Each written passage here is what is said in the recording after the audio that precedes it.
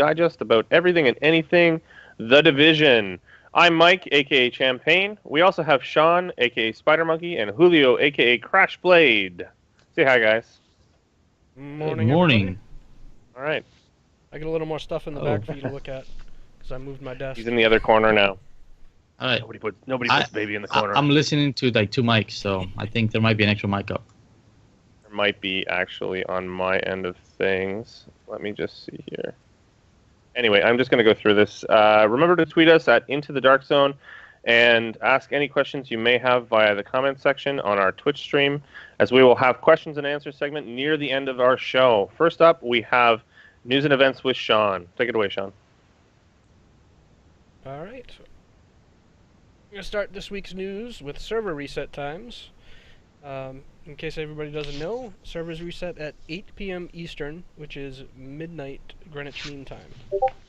So it's good to check all your dailies and check your colors. Get those weapon skins. Next is State of the Game. So this is actually, I'll go straight from their post. So what is State of the Game? Every week we will release an article that will talk about the heart of the game straight from the development and community teams. Be sure to check in every week for an update. And it was a real short one this week. Hopefully it's a little more involved in the future. But the exciting bit this week is the following quote. The game may have just released, but we already have a new update for you to dive into. This will be in your hands next week, and fear not, more information about it will be revealed very soon, so keep your eyes peeled. And this was days ago. I was really hoping we'd get this info by now for our show, but it hasn't come out yet, unfortunately. So, we'll put a link to that down below in the podcast. Another bit of news, Marco Style found some glitching out of a map in Searcher Central Park. He noticed that a couple of people on his friends list, Chaz630 and MetaHead1, were out of the map area, so he joined up with them, fast traveled, to see how it's done. You can check out his video. He shows you how to get through. It can take a while. It's a little tricky to get it to bug out. But he found some polished areas that may be part of a coming incursion. And they also found this amazing warship, as he put it, which is the USS Intrepid, aircraft carrier that served from World War II to the Vietnam War and is currently a Air and Space Museum in New York. And I think that would be awesome to have a mission there, or like set up another base, like a safe house inside there. I mean, aircraft carrier is perfect. It's like a floating city. Awesome. So if you could somehow get that thing going, let's get Paul Rhodes out there and get that thing. Absolutely, that'd be amazing. That's a perfect base. During the weekly State of the Game Twitch stream, check out the official The Division Twitch for that stuff. Massive explained that the PvP portion of the game hasn't become as engaging as they'd intended, so they'll be making changes to incentives to encourage the slaughter. One such example they cited is that the penalty for dying while rogue may be updated so that it won't be as bad. As much as I don't want rogues to be rewarded more for what they do, the penalty for like manhunt when you're high rank is absurd. Yeah. I saw one of them today that he was in the Angry Joe review, which is pretty funny. Obviously, he's angry. He's very angry. But he's have you ever seen him happy? Happy Joe? Yeah, actually, I have many times. Yeah. So his buddy went manhunt. He was like rank 58 something, dropped to rank 53. Wow. Oh, that hurts. Yeah, that's a little extreme. Like, how about we drop like one rank? Yeah. Damn. And that's. So you do it. You do it twice, and you're like below 50, or that. It's they base it on percentages, so it just gets out of whack at the higher levels. So they should do something like that. Instead of making it percentages, just make it a full level kind of thing, or a full rank rather. Okay, that's good. And that's about it for the news. Awesome. Thanks, Sean. And now we're going to go on to our next segment, the Week in Review. Take it away, Julio. All right, for the Week in Review. We're all 30. We are. We're all at 30, so that's good. Yep, hit the level cap.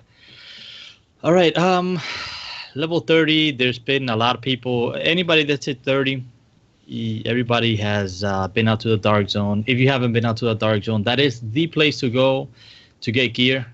You definitely want to start getting rid of the blues, the greens, anything that you have. Personally, everybody has their own play style. I personally, when I hit 30, I went from that last mission where we killed Bliss. I went straight to the Dark Zone and started gearing up, and then I started doing all the other side stuff after that. Take a few friends in there. If you don't have a group with you, find somebody on the Discord, find somebody on some LFG side. But it's a lot better if you take a group with you. It will help you rank up a lot faster. So, well, there's also the looking for group in the game. It actually works really, really well. Yeah, but yeah, every safe house. Yeah, every safe house everywhere definitely works. Yeah, again, we covered this last week about the matchmaking on the different locations and missions. The matchmaking is great in the game. It really is. Yeah, find a group, go in there, and do your thing. Take advantage of it now, like Sean mentioned, because whenever they start tweaking around the whole rogue status and the penalty for it, we are going to start seeing more people going rogue. As it is right now, there's not a lot of people doing it. So take advantage of it while you can. And that's the bright side, right? Because I get that trophy where I get to kill 20 rogues, and I'm like, yeah, still way far away from that. So I need some rogues. That'll be the last thing you do before you platinum the game. Before you platinum the game, probably. Yeah, for sure. I know. Well, see, if they... I think collecting all the... I mean, I love to collect stuff, and I've done a few times. I walk around and get a few things, but there's so much to collect. It really is. Yeah. So that's gonna take... You know, I've never platinumed a game. Period. I'm not a big achievement person, but I know that Julio, you platinumed in Destiny, right? That is the only game I platinum. That's because the only game. Same here. Did you? And I plan. Only Yes, game. it is the only game. I don't bother plan. Again, I'm like you. I'm not an achievement person, so so I don't bother with that. That's just a time sink, to be honest with you. So.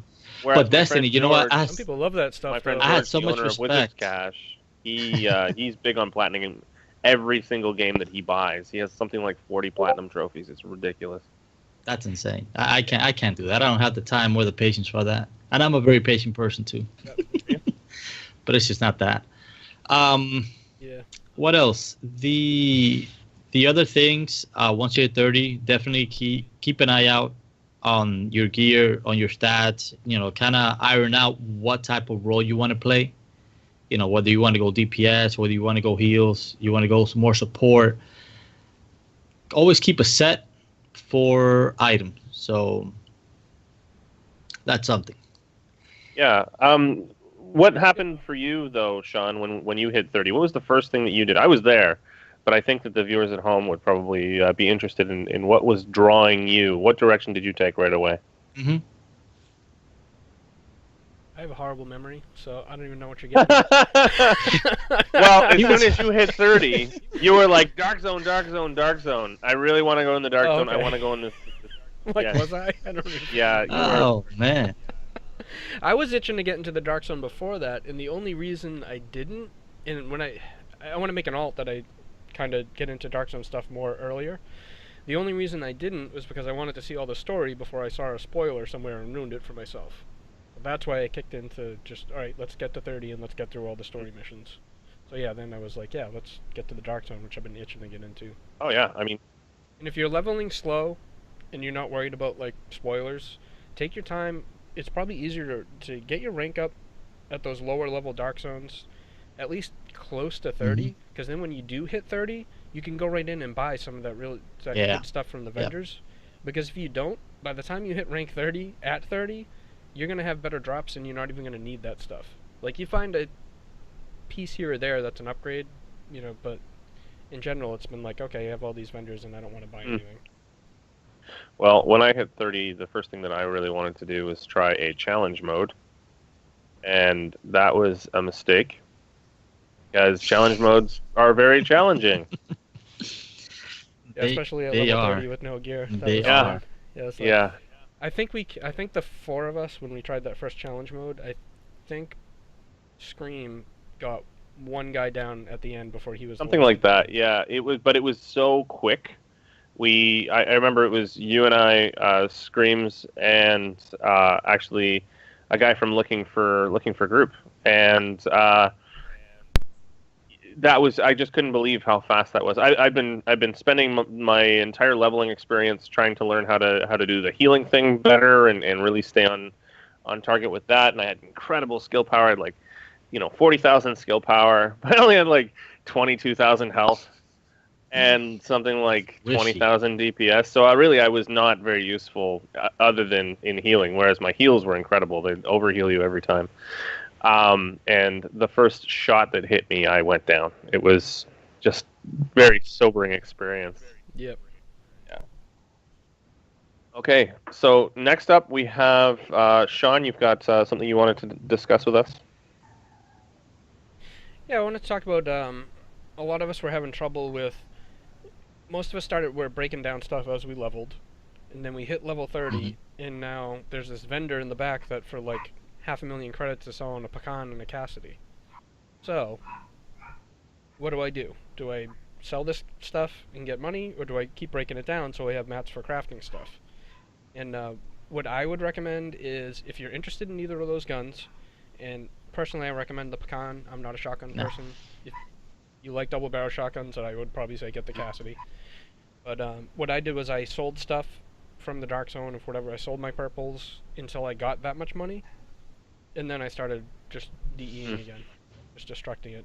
Although I'm considering selling some stuff to get my pool back up to around 500,000, so if they do ever change, which they haven't yet, which is a little disappointing, if they ever change that pool, I'll have the money to buy something. I love how you call it DEing, because it's just like flashbacks of World of Warcraft. I know. Disenchanting. Let's disenchant this gun in a world with no magic at all. Yeah. No, it's great. It's just wonderful to see that we've been playing for so long that we have all these different terms that cross into different games. Like, what do we call the yellows most of the time? The yellow gear, the high end gear. A lot of the time. Exactly, we call it exotics. Yeah. Well, in like every loot game ever, the yellow gear has been exotics. Exotics, legendary. I like what they did with the names. It makes sense. So yeah. Okay, so let's see here. Next up, Julio. Let me Mike. Let me add something to that. Personally, Absolutely. as I was leveling up, I didn't buy anything from any vendors. I did not sell my gear as well. I broke everything down. So I was hoarding mats from level 1 all the way till I hit 30. And it worked out to my advantage because I had enough mats to buy. Once I had the Phoenix credits for them, I bought the Vector. I was able to build the Vector right off the bat. So I crafted a Vector just because I had all the mats, and I had a buttload of mats already just stashed there, which is great. Yeah, and so that brings up a good point too that we should mention is if you're not level 30 yet, don't sell the stuff, break it down. Yep. Because the stuff at level 30 sells for so much more. It's not worth selling your lower level stuff. Break that stuff down because you're going to get the same amount of mats as you do breaking down the 30. Absolutely. And that stuff, any of the materials, if you're not getting high-end materials or anything like that, you can always upgrade those materials at the crafting vendor. Yeah. Even while we're running through the Dark Zone, once you hit 30, we just make it a point to just pick up purples. Don't pick up anything else, right? Pick up the purples, break them down or sell them, but as long as you know you have enough mats. It's a personal preference. Depends what you want to do and how you want to play the game. So it's pick your side. All right, and Sean, you had a particular method for finding. Or actually, Julio, you had something to say about the Dark Zone. Yeah. So when we went into the Dark Zone, after we skilled up a bit, or we leveled up a bit, we hit 30, we had better gear, we started venturing off into the higher areas, DZ04, 05, and 06. 06 was kind of interesting, to say the least, because the higher you go in the zones, the higher the levels are. If you remember from the beta, all the basically the borderline where DZ02 ended, or was it 03? Is it 02 or 03? John, the 2, I think. Yeah. Well, anyway. Are you talking about the safe house? No, right where the sports store is, right behind the sports store, there was that. Yeah, 2. Sports is it 2? 2. The safe house. Okay. So once you go north of that, you start encountering all the bosses are level 31. So just keep in mind as you go up there, they are going to be harder, and some 32s if you keep going further up. And as, But again, we know, earlier in the game, the level difference, the two levels can make in terms of difficulty is pretty immense. Yeah. So definitely go venture up there. Have an adventure with your friends and go kill some things up there. You have a chance of getting better gear as well because they are higher leveled enemies and named bosses as well. So.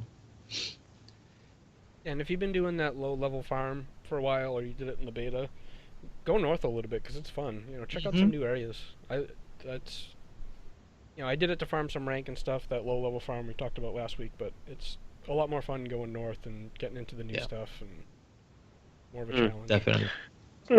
Wasn't there actually a farming route as well that you could take inside the Dark Zone? There was a farming route for low level that we covered last week, right? For getting your Phoenix credits and stuff, especially before they nerfed that. There's another one that came out a couple days ago or so on Reddit. I'll see if I can find the link and post it down below later. But there's a good farm route for level 3 and 4 Dark Zone, which hits Division Tech as well. Nice. So it's like a Division Tech and some bosses and stuff farming out. That looks pretty nice, yeah. I for one am hoping that in the Dark Zone itself that we end up with more, I guess, events happening within it. Almost like PvP events in Destiny would kind of mirror it in a way. So it'd be really cool if we ended up with something that I guess wasn't just running around kind of farming mobs and then watching out for rogues. You need if they added kind of an extra layer of dynamic to it. Yes, I agree. That's interesting. I haven't even thought about that, but they did talk about the season pass having access to events. We don't know what those are. Yeah, it's something we also touched on in the beta that I want. For example, one thing I wanted to see was missions probably inside the Dark Zone. You can talk to the safe house vendor. They have the same way you have a board and a JTF agent inside the regular safe houses. Then have a board and some type of Dark Zone agent. Probably another Division agent in there, trying to help you clear out whatever in the Dark Zone, that'd be great. Just like you said, it adds a layer of gameplay to it. Absolutely, and I think it'd be even interesting if we had some kind of rep vendor in there as well, where you had to do these missions like you were saying, and accumulated rep or something like that, or even have it as an additional unlock. You know how in our home base we have the 3 divisions: security, tech, and medical. It'd be cool if there was like a Dark Zone specific one and you had to do all the different things and collect the points to be able to unlock the different things, and it would give you different, I guess, more social abilities or just things that would allow you to interact with NPCs in a different way rather than giving you powers that are active in the game. It'd be interesting if it gave you passives, I guess, or social passives even. Be cool. Or unlock even cosmetic stuff like unlock, and I don't mean gear, I mean like emotes and or even a little dance, because there's no dance in the game as far as I. There's jumping jacks. What are you talking about? There's jumping jacks. There's clapping that goes on forever. Come on, we're secret agents. Yeah, we don't know if we need dances. Secret agents need dances. Okay. What do you want, James Mike? Bond you want to twerk? Anything? James Bond can dance. Mike wants to twerk in the Dark Zone. That's what Mike's want to do. I want to twerk in the Dark Zone. Twerk in the Dark Zone. I think that Julio hit the nail on the head. Yeah. That's one thing this RPG is missing, though. You bring up James Bond. Where's like that romantic portion? If there's some dancing, I want to see some like James Bond would ballroom dance with some hottie. Like, come on, let's. What is with you guys and romancing all the chicks in the game? I don't understand. Come on, I love that in RPGs. And by chicks, he means women. It's nothing better Way than to go with your sexism. Like Miranda. The chicks in the game. You're sexist. All right. Oh man. Here we go. So let's see, Sean. Did we cover the Dark Zone boss locations? Yeah. Okay, and I'll get into hard modes. Really has to do with dailies. So there are 3 daily missions every day. We've got, as we know, 2 hard modes and a challenge mode. Challenge mode rewards 30 Phoenix credits, and it gives you a high-end something. And I did my first one yesterday. I completed my I tried one before, but I completed my first one yesterday and got a chess piece. That's okay. but at least I'm like, yay, I got a high end piece, yay. Um, but really what I'm dealing with is the hard modes right now. Are they worth doing? I believe, how many credits do you get? You get 15? Is that correct? Yeah, 15 Phoenix credits. And realistically, if you have a fairly decently like mediocre or middle of the road geared group of people who know how to work together, know how to communicate, um, you're gonna get through those hard modes really, really quickly. So basically, you can do both in about half an hour to 40 minutes, just depending. Yeah. And that's the Dark Zone. Yeah, probably. Yeah. Whereas the challenge mode itself, yeah, it's way more fun because it is a lot more challenging, and all of the mobs are harder. We'll get into that in a second, but it takes a lot longer, depending on the group, of course. But we had 3 of us go in there, and I had to switch over to full heal mode in order for us to really efficiently get through the challenge mode. Because that was 3-manning. That was it, 3-manning which was it. fun. It's a little easier. Oh yeah, 4-man absolutely. Definitely. No, I agree with you 100%. But I haven't even tried that. One clarification though, just the challenge modes. There's 4 of them, and anytime you run them, whether it's daily or not, gives you those 30 Phoenix you can farm them. In the guaranteed yellow. If it's the daily, you get a bonus 20 credits. And you also, with these dailies, you get a bunch of crafting maps. Which is awesome. Yeah. They're blue, but that makes it so much worth it. And one of the hard modes I found, actually, if you're geared and you run it by yourself, there's a lot less enemies when you run by yourself. So I can actually probably get through faster when I solo it than when I have other people with me. I think unless you go full 4-man geared team, I would say full 4-man geared team is maybe the fastest, and then after that would be solo. 2 or 3 is like I like doing because I'm playing with my friends, but I could do it faster. Yeah. So in terms of pure efficiency, you're saying that solo or in 4-man is the best way to go.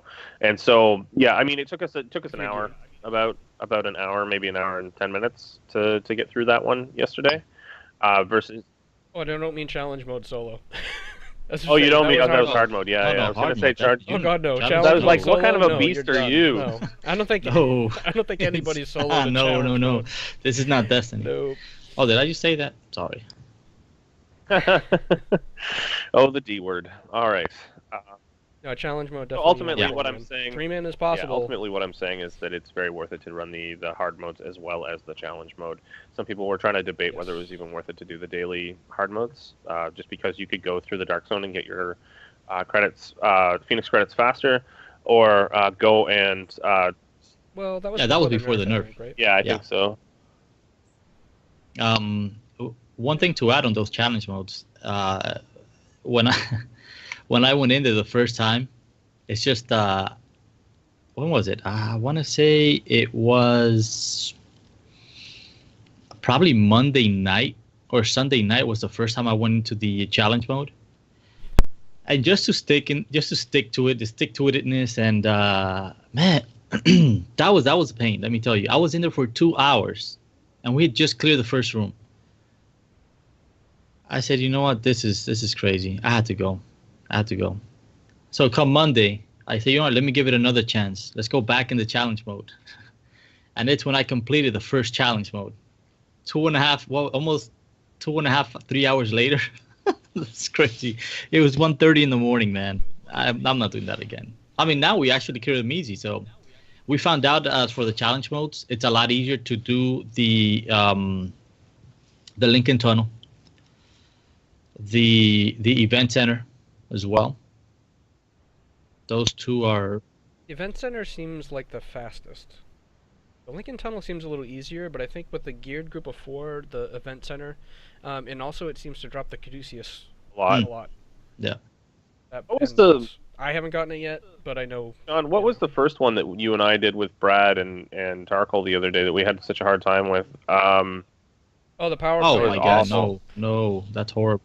That I haven't tried the Russian consulate yet, although I think that's a daily today, so maybe we'll check that out. Yeah, no, we should totally check it out. Yeah, the consulate is not that bad. That and the power plant are known as the 2. Okay, yeah, so the power plant's like the hardest one. Even when we were fairly geared, we tried doing that one, and just the amount of grenades at the start. It's insane. It's just. I was gonna say, in Julio with the 2.5 hours, like doing it. I don't. I don't know if that means you're the most dedicated of us, or you're the most likely to just beat your head in. No, not. You know what? It's the first time. It's Pulp. it's the first time. It's the first time I went in with a group. Again, you know, the fact that number one, it was pugs, and number two, nobody was in comms. They didn't help at all. Okay. But I figure, you know what? I'm just saying, after an hour, when I don't make it too far, I'm probably. I was just gonna say maybe that's just the way that he likes it, you know.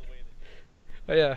It is what it is. Sometimes I can be a bit of a masochist, right? So it's all right. Sometimes, yeah. I can take it. I think we're used to that whole raiding mentality too. Yeah, exactly.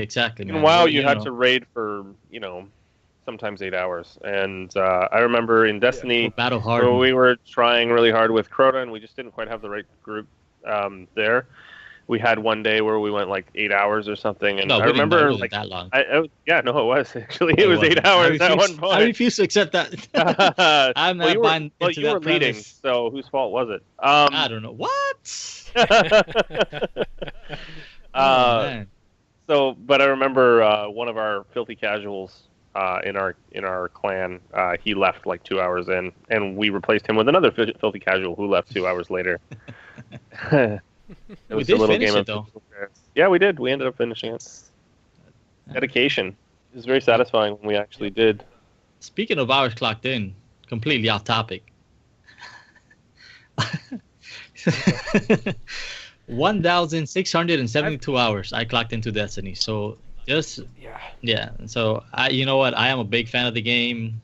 You know, been a bit disappointed. So yeah, I have the right to bash it whenever I want because I played it a lot. Yeah. And I thought I played a lot at like 835 or so hours that I had a lot of hours. Yeah, crashes like double mine.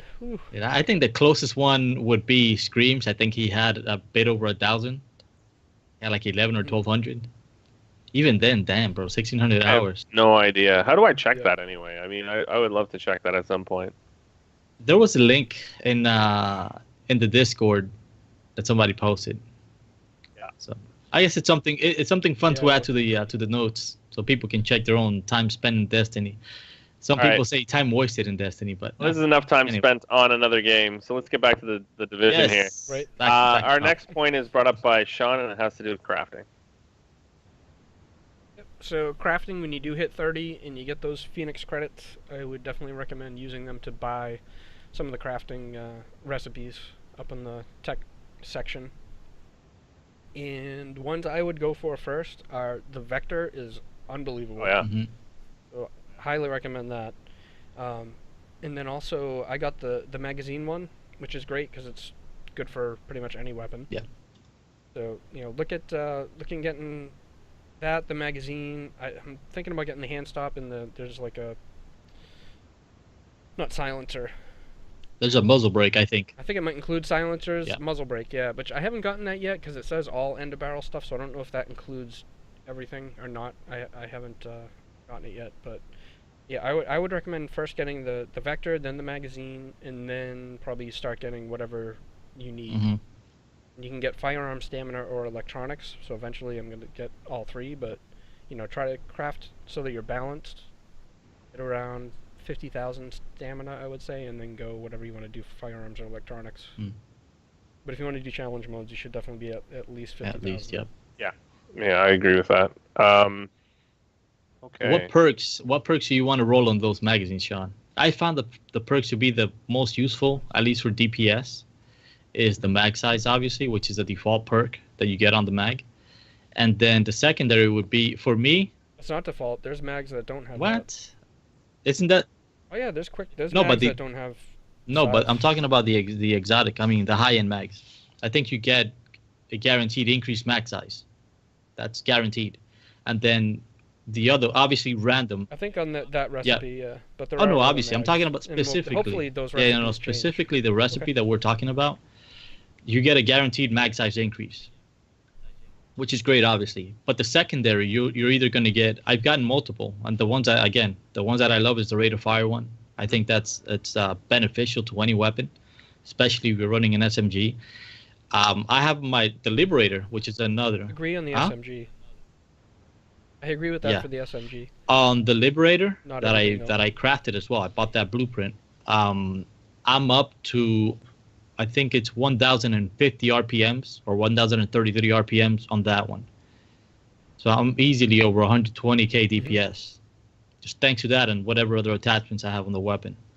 So the DPS is such a misleading stat. Yeah. It's hard to. My favorite is definitely the weapon, and I haven't gotten one yet, but mag size and weapon damage. Because the weapon damage increases your regular shots, increases your crit shots, and now that would be by far my favorite for my. That's what I have on my marksman rifle. I think rate of fire on a marksman rifle is whatever. Yeah. I love my M1A, and the rate of fire is fine because I'm waiting for those sights to come back in for my accuracy, right? So being able to shoot it faster, I need to wait till that sight comes back anyway. So I don't really need faster rate of fire.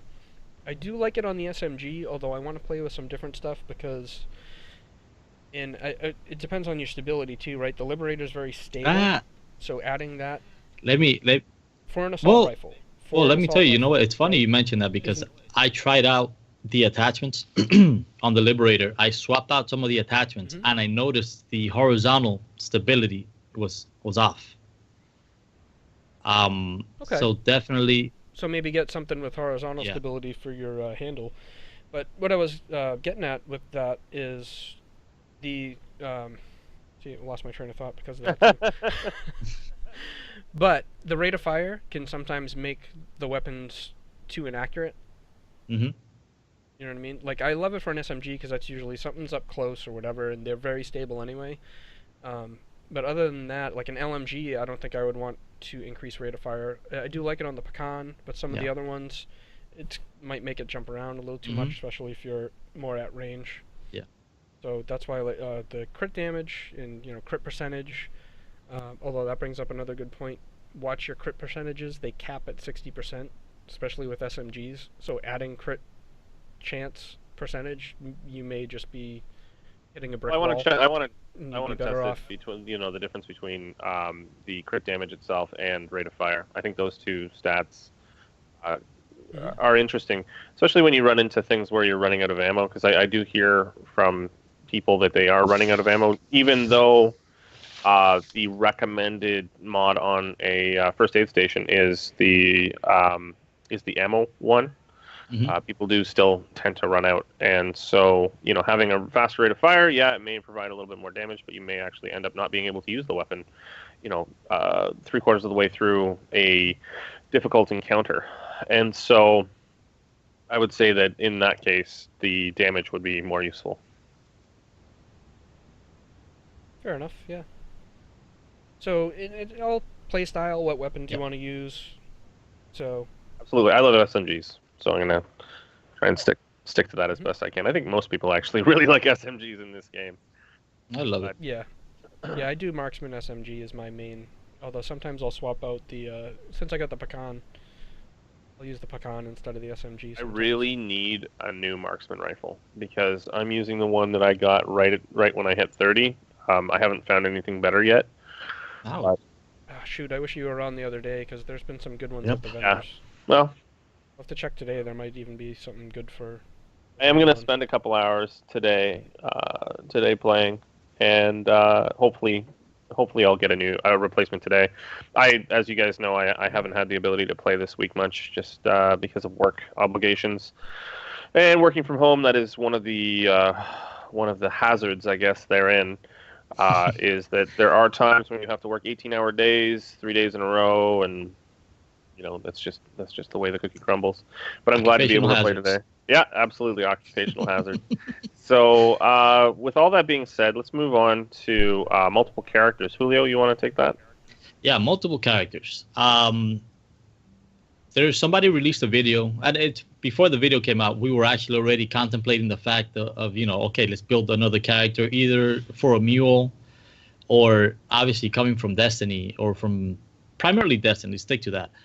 You have multiple chances at getting, let's say, Phoenix credits in this case. You have multiple chances. Let's say for doing the dailies, you get another character to 30, means you can get, just from the dailies alone, you can get 60 Phoenix credits versus 30 by doing the two dailies. If you get a third character, keep stacking. So it works it depends how much time you have and whether or not you want to get and build an additional character. I would definitely. We are testing right now, Mike. I don't know if you've been hearing or either you read on the Discord, but we are testing. I have one character that the only thing that I've done, the character is up to level 14. The only thing that we've done with that character, I had Sean and Mist, and I think Brad as well. They were running around, and they just ran me through missions. We covered the first 8 missions on everything on the west side of the map, basically, and the characters all the way up to 14. You can blow through those missions 10 minutes tops. If you have, let's say, at least 2 people in there with you, 230s, you're getting at least 240 some odd XP per kill, plus you're getting the mission XP. So it's something to think about if you're planning on building another character and you have some friends. Help each other out. Get 2 guys. Take 2 lower level guys. One day just run it. 8 missions. I say on the west side, 8 missions at 10 minutes. That's 80 minutes. That's an hour, almost an hour and a half. And you got to tune all the way up to 14. There's no way you're going to get up to 14 in an hour and a half playing by yourself. So it's definitely something to look at. Keep that in mind.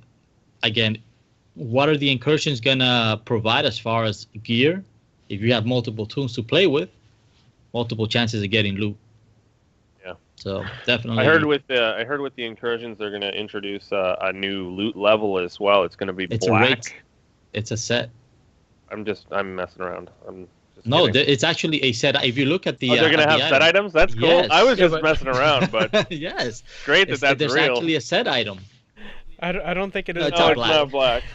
I think they're still high Still end. high end and just with set bonuses. Oh, That's man. cool. It's very MMO-ish. Yeah. No, I was just BSing, but Yeah, but that's pretty cool. Think about it. You can run multiple times in one character and just get set items. So that's awesome. Can I bring something else up with multiple characters, which is maybe a little broken, but I'm still going to do it because I think it'll be fun. Phoenix credits are transferable between all. It's a pool, for one. But the other is if you want to mess around in the Dark Zone and go rogue and not pay much of a penalty, if you bring a second character up, you only need Dark Zone rank to buy the weapons in the recipes, not use. You buy them on your main, you put them in your stash, you take them out with your fresh 30, and you get them all geared up, and he's like rank 0, no credits, so you can go rogue and basically pay no penalty because who cares what your rank is on that one. Yep. So that's another reason for now at least to make a second character because you could just mess around. Definitely. Yeah, I'm building a set just for that. Which actually brings up a good point that I wasn't even thinking about. With those second characters, because we wouldn't be paying much penalty for going rogue and dying. We should, help each other out with that trophy. Yeah. Saying. totally. Are you implying what Go I in just there. Go in there. What are you saying? No, I'm not saying. I'm just saying help each other out. Keep that to yourself before that gets patched. Hush, hush. That's pure evil. All right, now we'll move on to the tip of the week. Sean. Yes, sorry. Tip of the week. Actually have 2, because I thought of one when we were talking about crafting. What's the most annoying thing with crafting? Converting resources. Absolutely. Don't even get me started with that. Is a pain. So, here's my big tip. And I think this works for anything, but for PlayStation, you hold down the X button and tap the circle. You don't have to do X, circle. X, circle. So just hold down that X on the one you want to make and just tap circle until you get to where you are. So it's a little bit better, but they really do need to come up with a way, as one of our Twitch viewers brought up, Scream, they need a way to make that, like, just let me hold down a button and craft a bunch, or let me put in, like, 10. Make 10 of these. Bam. Exactly. You know? Because it gets a little... Or so highlighting that's my tip system. of the week. Make that a little less painful. The other tip of the week is, as most people I think know, the DPS calculation in the game is a bit misleading, and that's putting it mildly. So, if you get a few guns that you at least have, you can't do it with vendor weapons, bring them into your firing range and try shooting the different weapons. Compare, what you're getting. You get a better idea of marksman rifle, how much headshot damage am I doing? Stuff like that. How many rounds can I shoot off? How fast is that accuracy coming back in? And take a look at perks, because you might have one marksman rifle that's a little bit less damage, but it has like damage versus elites or health on kill or whatever perk, more headshot damage, the perks you like. And that firing range will also let you say, wow, this gun is really fun to shoot, Grab a weapon you don't normally use, like an LMG, and bring it in there and try it out. Get over that, just hold down the trigger and see how it stabilizes after the first few shots, and it's kind of fun to use, see what you like. So make good use of the firing range to compare all those weapons. Don't just go by, this one says it's more DPS than the other, Find out for yourself. Yeah, DPS is just based on whether all the shots are hitting at the same time. Or not at the same time, but sequentially actually hitting. And if you got recoil on a weapon, your actual damage is going to be horrible. Yeah, you're shooting around that guy's head after the first shot. Yeah. Yeah, it's even more misleading than that, because they figure in accuracy to figure out how often you would be hitting them in the head, and there's very definitely the multiple calculations. That's why I brought about the when you were talking to me about the Liberator being stable.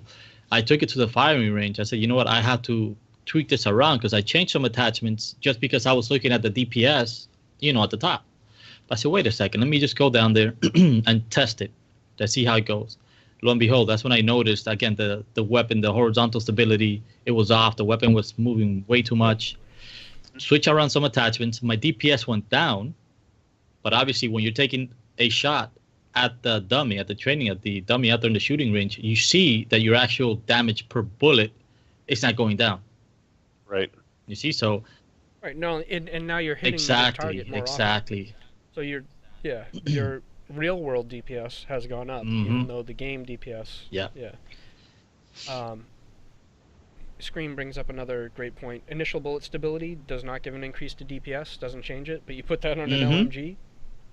all of a sudden that's definitely doesn't take much at all to get right to stable. So it's a huge DPS increase. Definitely. And with the Pacan, I have one. real game definitely. World. With the Pacan, I have one that has initial bullet stability and the horizontal as well, because it has, again, some of the horizontal stability, and it helps it out a lot. Yeah. All right. Well, that takes us through our Dark Zone, or sorry, not Dark Zone news. But I'm having a moment here. Let me. The week in review. We're finished with that. We're going to move on to our shoutouts from the Dark Zone, and after that, we'll come to our Q&A. So if you have any questions, please pop them in the Twitch chat now, or you can tweet them to us at Into the Dark Zone as well. So with that being said, we'll go over to our shoutouts. Take it away, Julio. All right. MogNation.com, our bread and butter. MogPSN, our little slice of heaven. And the Division forums and the Discord that's associated with the Division forums. Again, great bunch of people in there. If you guys are looking for, if you're a solo player, you're looking for groups, for friends, jump in there. There's a lot going on in there. I mean, somebody added me to a group yesterday. They were blowing up my phone. I said, wait a second, I have to leave this group. The PSN chat. But there are a lot of people there, definitely, so you can hook up and get to work in the Dark Zone. I want to throw a shout out to Bunny Punisher, old friend of Mike and mine. And actually, I when I visited him down in Virginia, and we were shooting some really fun weapons at the range. That's where I got this nice 511 tactical shirt. But it was not in the Dark Zone. I actually got this. Yeah, this I extracted from the Dark Zone right here. See that? But we're hoping he's going to get a PS4 and join us soon. Yeah, really. Why don't you get a PS4 already? You've been talking about it forever. We don't even play Destiny anymore, and we were talking about that near the beginning of the launch of Destiny. So you have no excuse. Are your beehives keeping you away from playing video games with us? Because that's no excuse at all. Wow, friends like I just want to give a shout out to Bruce Wayne for my shirt, because without him, none of this would be possible. Right here. All right. That being said, we now have our social media Q&A, and we'll do a little roundtable discussion surrounding the items that are presented. Screaming Pirates question is thoughts on the blueprint vendor not changing stock when it comes to the blueprints. The gear and weapons changed. So, 2 letters, BS. That's what that is. It is total BS. Yes, it is. They need to change that. I believe Absolutely. So too. I think that they will as time goes on. You know, we got to remember that this game was just launched, and this is one of those things. I'm sure we're not the only people who feel this way about this. And if history, if the brief history of this game has shown us anything, is that the developers really, really, really want to make their fans happy, and are doing a bang up job thus far. That's my fanboy moment of the day. Yes, well, it is. I'm gonna give you my point of view on here. Go for it. Because this is kind of an iffy, very touchy subject, at least for me. Yes, I understand what you're saying, but at the same time, I don't want them selling all these other blueprints as well. Leave some things out there for it to be either picked up, world drops. They definitely need to add some type of blueprint that's a world drop. That would be nice, probably dropping from a boss somewhere, who knows, or random yellows. Yeah, I would love. Mm-hmm. Yeah, I would love to see blueprints Yeah. drop. Right? I didn't even think about that. So that's why I really, that's why I really wouldn't want him to start switching out. I mean, he's basically, you don't want him to become Xur, okay? Setting blueprints to every available weapon in the game. So it's a very fine line as to what the way he should operate. So I don't know, just my point of view. I don't want all the weapons, especially the named ones. But I would like to see some sort of rotation. At least give us different weapon types or different armor. I don't know, like and maybe I'm sure people are not going to like this, but maybe he should have had like a third of the recipes that he has now, and that should have cycled through. Maybe it shouldn't be as much as it is, but cycle through. Maybe that is everything. No, I disagree. I think that's kind of the lowest level you could have it to make it satisfying in terms of the sheer number of recipes that are available. I think that's a delicate balance within itself. And if we had less of them, it's just like, well, what's the point? Yeah. I do think though that they have more reserved to release maybe this week. Who knows? And with the actual incursion update as well. So more remains to be seen. Yeah, let's keep in mind that the game's been out for 11 days. 11 it seems like a longer time because I love this game. That's how many hours it's only been 11 you put into the game. It seems like a longer time. Yeah. For me, it's only been 8 days because I had to miss a few. But yeah. Another question from Screaming Pirate is thoughts on weapon skins taking up space. Oh, they need to fix that. I love it. Oh, I love it. They should take up more space. They should take up 2 slots for every weapon skin. Oh, you broke that sarcasm button again. Just broke it. Yeah. That is. Oh, come on, man. That's absurd. It's ridiculous. Yeah, that sucks. You know what I think? To me, it's considered apparel. So realistically, it should take up no space, just like apparel takes up actual no real space on your guy, right? Mm-hmm. It's a cosmetic thing. It doesn't add to the game. It doesn't add any kind of functionality to your weapons or anything like that. My weapon just looks orange, and that's cool. Yeah. But realistically, I might take my weapon skins and put them in the bank if I'm, for instance, farming or just getting annoyed with the fact that I don't have enough slots. Yeah. One way that I think they could fix that is right where they have the selection for the weapon skins, instead of having a complete separate tab, let's say for apparel or weapon skins. I mean, you can have it there just if you want to take a look at it. Is have right where it says weapon skins. Once you click on that or select that, you could get a drop down with all the weapon skins that you have, and you can just toggle between them. Yeah. That'd be ideal. Yeah.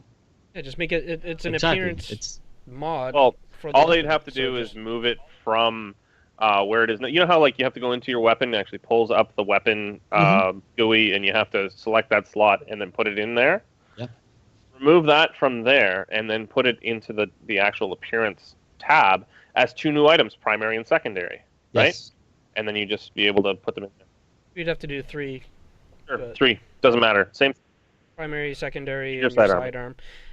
I don't know. I don't know if I would do that. I like attaching it to the weapon, so I don't know if I don't really want it in the appearance tab. And also, just from a programmer's point of view, I'm sure that is not as easy. The as angry it sounds. programmer. Nothing is Everything as easy in as the it appearance sounds tab- when it comes from. Yeah. I know, but I'm just saying everything in your appearance tab attaches to your Yeah. character, whereas that stuff is attaching to the weapons Right. themselves. In either way, it may be complicated. It would take a decent amount of resources. I think a quick fix that they could throw in was an idea I saw on Reddit. Is just every one you buy should be available from the rewards vendor, so that you don't have to carry them. You could just you could delete it and then go pick it up again later, if you're like, oh, I want to put this one back on. At least that would be an easy solution that would be easy to program, and it would be a stopgap until they made this nicer way of. My favorite idea is Julio's idea. I like to I want to go there and get a drop down of every weapon skin that I have. And that's it. Make it simple. The only question is how many weapon skins are there in the game? Does that list get out of control? My way's better. Or even if that doesn't happen, you know what? Of course your way's better. But even if they don't do that. If I was Brazilian, I'd kill you for having a different point of view. Hey, that's not even really funny. That's not even really funny. Tarkle. They've got some serious political stuff happening in Brazil right now. He's actually terrified. So let's leave it at that. It's we love that guy, and he'll actually be up here in June. He's flying to Toronto to spend 10 days hanging out with me. So that's pretty cool. That's amazing in itself, I think. Meeting people like Sean, you and I have known each other for 8 years. We used to play World of Warcraft together. We were co-guild leaders for a long period of time. And Julio, you and I met playing Destiny, over a year and a half ago, and we've all become really good friends. This is a kind of like I'm totally going off the rails with this, just FYI. But I think it's absolutely amazing that in this day and age, we can make good friends from a distance. And the really cool thing about that is that if I'm really pissed off at you, I just don't have to log on. No, I'm just kidding. I'm just totally kidding with that. But Sean and I actually work out together over the internet, which is kind of cool. Yeah. It's hilarious because we both have 2 screens, and so one screen is the jiggling fat white guy, and then the other screen is Jillian Michaels doing her thing. So it's very confusing. Oh man. But it means that we actually work out, right? It's a solution. And we've met Tarkle as well, who's in Brazil, and I've become close friends with him. I know you guys love him too. And he is starting the process of immigrating to Canada, which is awesome. Absolutely amazing to me. That's pretty cool. That's pretty cool. Just an incredible. Which I'm pretty sure he was trying to keep on the DL. So good job. There we go. I apologize. You think I offended? You worried about me offending him with the joke that he started? Ooh. Anyway, it's out there now. Yeah. Okay, so moving on, we have another question from Even Star. Without giving any story spoilers, what is your favorite piece of intel that you found? All right. I'll start it off. And it's like my favorite and also kind of the worst. Well, there's 2 I'm going to bring up. One that I found with Scream in the southeast is an echo. And another is in the northwest is a phone recording that is, I'll just say both involve children, and it really hits you in the feels. I haven't gotten that emotional reaction from a game since Last of Us. So that's, very impressive that they got some stuff in there that hits you like that. Yeah. So it's, and yeah, it's upsetting, so I don't want to say it's like, oh, that's my favorite. It's the most cathartic. Yeah. Yeah. Yeah, there's always something that hits home for sure. My brother, I don't have it, the piece of intel, but my brother played it back, and it's actually quite funny. But I have other favorite pieces of intel, but the funny one, because this is hilarious, and I think from a woman's point of view, they would appreciate it because if you scroll down, it's the creep phone call. Have you guys heard that one? Yeah, I was gonna bring that up. That's hilarious. So the guy's doing that, and then when you go to the other one, then the guy answers the phone, hello, and the chick is like, you like that, huh? Say blah blah blah blah blah blah. She starts going off on the guy. It's like, wow, she got him good. Yeah, that was a good one. I have one more I want to bring up, but first, what's yours? I don't know. I think you guys both had two very good pieces. I guess if it qualifies, one of the pieces of video that you get after you clear one of the levels is like the first one that kind of impacted me was the one where you clear the Riker level and you actually see the brutality of their leader in action. That one kind of got me, or not in action, just like the brutality of her speech with the actual Rikers themselves. I don't want to get too specific because I know some people are just discovering some of this stuff, but I really like that, and the animation's incredible. And for me, I'm a visual person. Obviously, I make pretty pictures for a living. But yeah, no, the visuals involved in this game were just really hit me hard, and I really love it. I remember when Sean actually experienced that piece of intel that he was describing to, and he was like, "Oh my God, I'm almost crying here," and I was like, "That's awesome. That's amazing that it's going to hit you that hard." Yeah. So the last one I want to bring up, I don't want to say anything about it, but after you finish all the story missions, and I know a lot of people have missed this, back right next to Camp Hudson is going to be another side mission. Make sure you go do that. It's basically just an echo, but it's very, very moving the story along. That really finishes off the story. I know, like, watching the Angry Joe video earlier, he's like, the story just leaves you, it just leaves, like what? Leaves you hanging, and I would bet you, I'd bet you $100 that he did not see that end side mission. That he just finished that last story mission, and it was like, okay, what? That, know? So what's going on story-wise? Because it really ties it up and leads to what may be coming. So make sure you check that out if you have finished everything else. Yeah. It's funny you mentioned that because I was reading an article, and the guy was basically saying, oh, again, everybody's got a different point of view. I'm not going to say that the story was like, oh my God, out of this world. No, but you know what? For the game, it is a great story for what they are trying to, accomplish. The point that they try to get across, they did it very cleanly and very clearly. So it ends, I think it ends perfectly. The way they close out the story. Why? Because obviously the game is not done. There's expansions. There's more story to be told. Yeah. So, you're not going to close off the story if you have more content to come. So